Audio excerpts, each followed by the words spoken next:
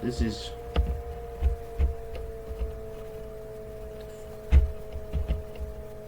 group 44 of health class, and today we are presenting on information security, forensic auditing, and criminal laws against offenders. When we say information security, forensic auditing, first of all, let's look at what information security is. At our previous lessons, when we met, we learned about information security and the three key principles of information security. Then we got to know that information security is the process of protecting our information from criminal offenders. And today, and then we got to know the three key principles of information security. That is the confidentiality, availability, and then comprehensiveness. And so today we are moving on to information security, forensic auditing, and the criminal laws against offenders. Information security, forensic auditing, and criminal laws against offenders. And we say forensic auditing. What do we mean by forensic auditing?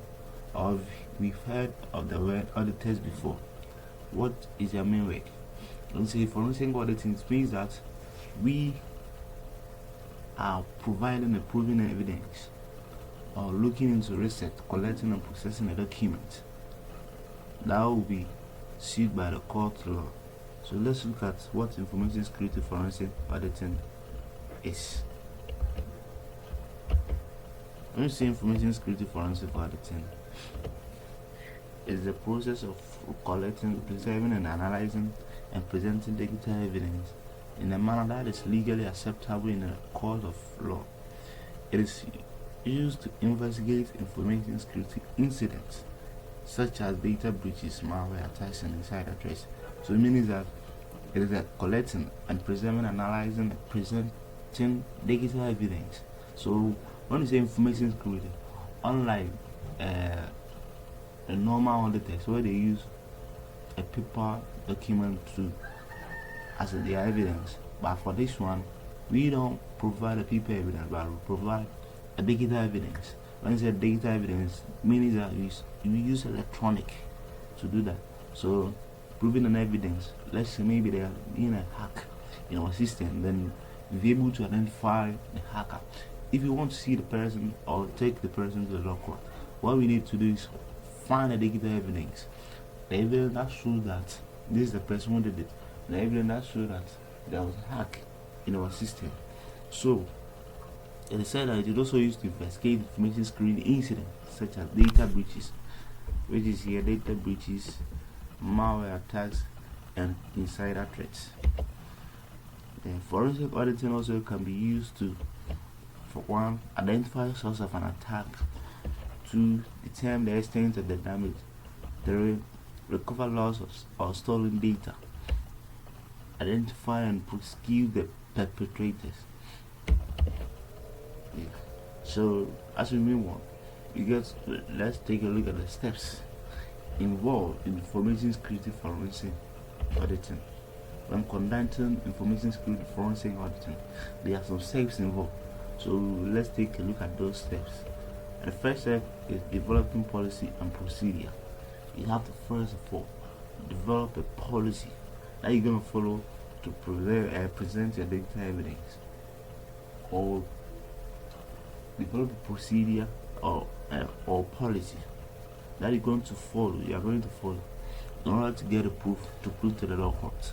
So the first steps, information security forensic auditing, is to develop policies and procedure for the collection, preservation, and analysis of digital evidence. These policies and procedures should be in line with the industry best practices and regulations. They should also be specific to the organization and needs. The policies and procedures should address the following topics. First of all, let's look at the topics. One is the types of digital evidence that will be collected. So the kind of digital evidence that you want. Two, the method of collecting that digital evidence. What method? Are you going to pass through someone to take that evidence, or you have some people doing that work for you? That is method. The procedure for presenting digital evidence. The digital evidence what procedure are you going to preserve that digital evidence? So in the development of the policy and the procedure, you need to do that. There is the procedure for analyzing digital evidence. Procedure for analyzing data evidence. For the procedures for documenting the investigation. Procedure for documenting the investigation. Let's move on to the second steps. The second steps says assess the evidence. You need to assess the evidence that you want. First, you need to take a look at the evidence to make sure there's a valid document. So it is to identify and assess the data evidence that is relevant to the investigation. The auditor, you need to determine the type of evidence that is available, the location of the evidence, the potential impact of the evidence on the investigation. So you should know the evidence that will be so available to you, the location of the evidence, and the potential impact of that evidence. Potential impact of that evidence. And in assessing the evidence, the auditor can use a variety of techniques to assess the evidence, such as reviewing the system logs, examining network traffic, interviewing employees, searching for relevant information, searching for keywords. Let's move on to the third one, which is acquiring the evidence. After you have assessed the evidence, you need to acquire the evidence. This is where the auditor will need to use the appropriate tools and techniques to acquire the evidence. They will need to take steps to prevent the evidence from being altered, making changes. There will be no change that will be making the evidence by anyone, maybe by yourself as you wish, and then or destroy. So there's a variety of techniques that you can use to acquire those evidence. The first one is imaging hard drives, capturing network traffic, collecting system logs, preserving memory. Let's look at the fourth one. After you have acquired the evidence, you need to examine the evidence. Take a good look at the evidence, whether the evidence is valid. Evidence is valid, and it's not just a mere evidence, but a valid evidence. The fourth step, information security, is to examine the evidence and relevant information. The auditor will use a variety of techniques to examine the evidence. So let's look at the techniques: file carving, data recovery, network analysis, malware and analysis, expert review. So these are the techniques that we use to examine the evidence. Let's move on to the last one. What is the fifth step? Documenting and reporting. Documenting and reporting is to document the finding of your investigation and prepare a report.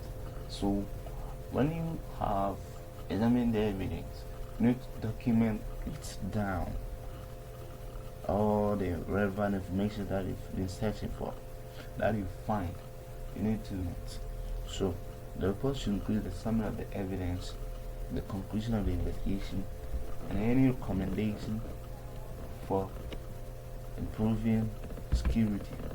The report should be written in a clear and concise manner. Written in a clear and concise manner, which will be readable to everyone. And also, it should be easy to understand. So, let's look at some statistics here. We're looking in the year research that they find information about, or they have ranked the previous cybersecurity activities, the hackers, data security breach that has occurred. So the first one is, after the research, they found that 38% was severe security misconfigurations, 30% was cross-site scripting, 8% was authentications and sessions, 10% was sensitive data exposure, and 11% was breaking access control. Now, there are some data protection laws in the world. So let's look at some of them, few of them. The first one is General Data Protection Regulation, GDPR.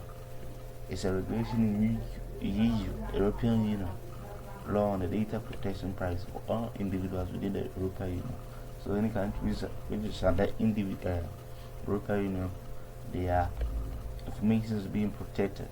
Every individual in that country, their personal data, and to simplify the regulatory environment for international business by unifying the regulation within the EU, and also it applies to organizations that possess the personal data of individuals in the EU, regardless of where the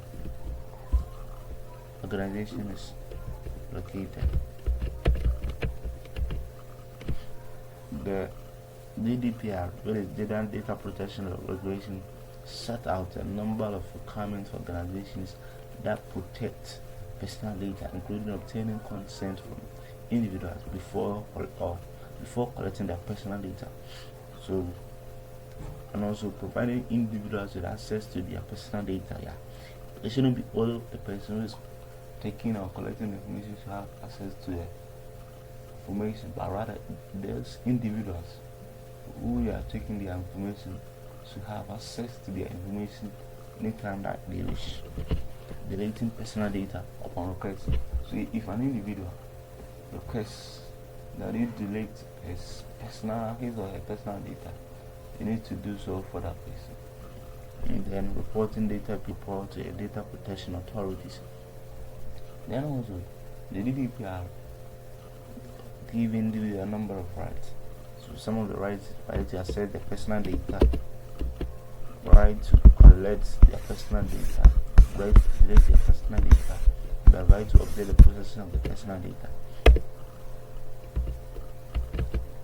Then you have California Consumer Privacy Act for the Californians. You can read on that. You have more information on our website. Then also you have the personal data protection and electronic documents, which is it's a Canadian law. You can also find that information on our website, which is infosec.edublogs.org. There are more information there that we've provided. Now, let us take a look at some data security breach that has occurred in the recent years, and the applicable sanctions that was given or being attached to that data security breach. The first one is Equifax. Equifax is a major credit reporting company, not in Africa here, but in the US. Experienced a data breach in the year 2017, whereby exposing the information of over 147 million people. The breach included social security numbers, their data addresses, and then it means that maybe there was a hack in their system, and whereby 147 million of their customers' information was being leaked, and then they were fined $107 million. Wow, they were fined $7 million by the U.S. Consumer Financial Protection Bureau, and $575 million by the Federal Trade Commission, which is $1.2 billion. That is almost yes. And then Facebook, as we know, in 2018 experienced a data breach that exposed the personal information of over 50 million people. The breach included names, email address, and phone numbers. Facebook was fined $5 billion. The Federal Trade Commission, and also a company called Marriott, which is an international hotel chain, experienced a data breach by exposing the personal information of over 339 million guests. The breach included names, addresses, and credit card numbers. Marriott was fined $123 million by the Federal Trade Commission. Then also the last one, which is Capital One data breach. You can find more information on our website. With experience that they are a credit card company experienced a data breach exposing the personal information of over 100 million people. The breach included social security numbers, birth dates, and addresses, and they were fined $80 million. So these are few data security breach that has occurred. in addition to the legal sanction, data security breach may also have a significant impact on the organization reputation. Bottom line, for example, the Equifax breach led to a loss of customer trust and decline the company's stock price. And that is the effect. One of the effects that when a company experiences a data breach. So, if we bring our lesson to an end, we'll meet the next time when we meet. We'll be learning on some data privacy laws, privacy and corporate rights laws. We'll be learning on that. So you can visit our site for more information. Thank you for your attention. The site name is infosec.edubros.org.